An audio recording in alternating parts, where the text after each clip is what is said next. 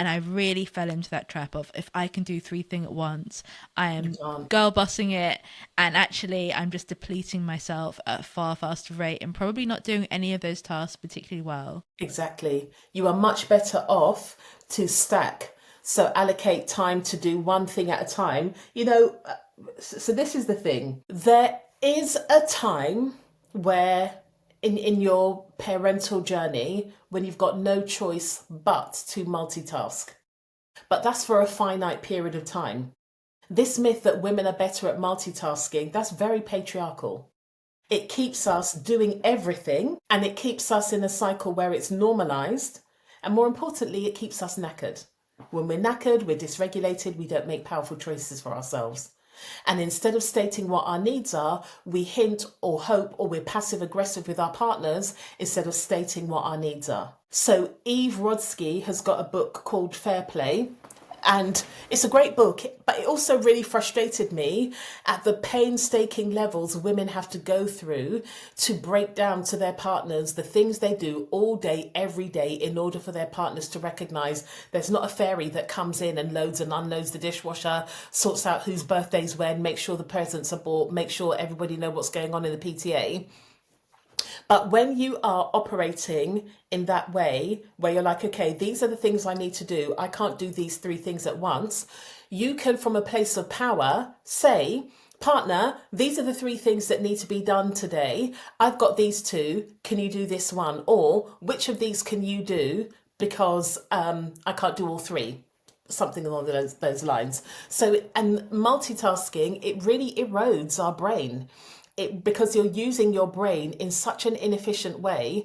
That's why we're tired all the time, anxious, and all of this sort of stuff. Our brains are not designed for that on an ongoing basis. For a finite period of time, yes. But to just say that women are good at multitasking, that's the way patriarchy keeps us knackered and shattered and scattered. And shattered and scattered. That is a Yes, bar. all of those. I love it. No, and you're completely true. And it makes me so sad that the solutions you outline are so simple and accessible and readily available.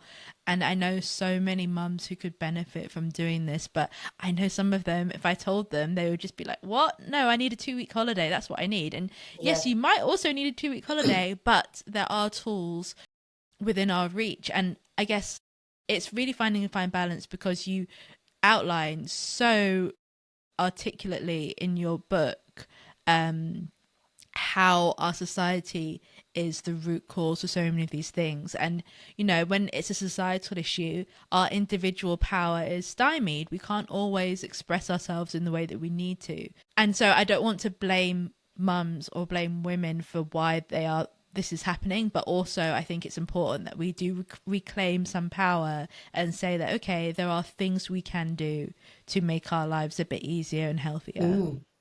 Mm.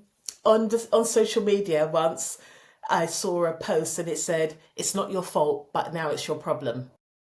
And that's Woo! that's it, right? So in Yeah. the first chapter of my book, the first sentence is, "It's not your fault," because it's not. But when you know what you know, you then have to start to make powerful choices so that you are not. When you don't know what you don't know. Maya Angelou told us, when you know better, you do better.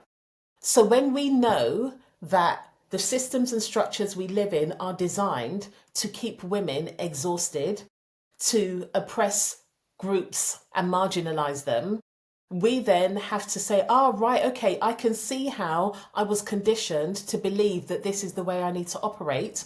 Now I need to make a conscious choice to step away from that. Because if I don't do that, now I'm consciously choosing to oppress myself. I didn't know that Mm. before, but now I do know.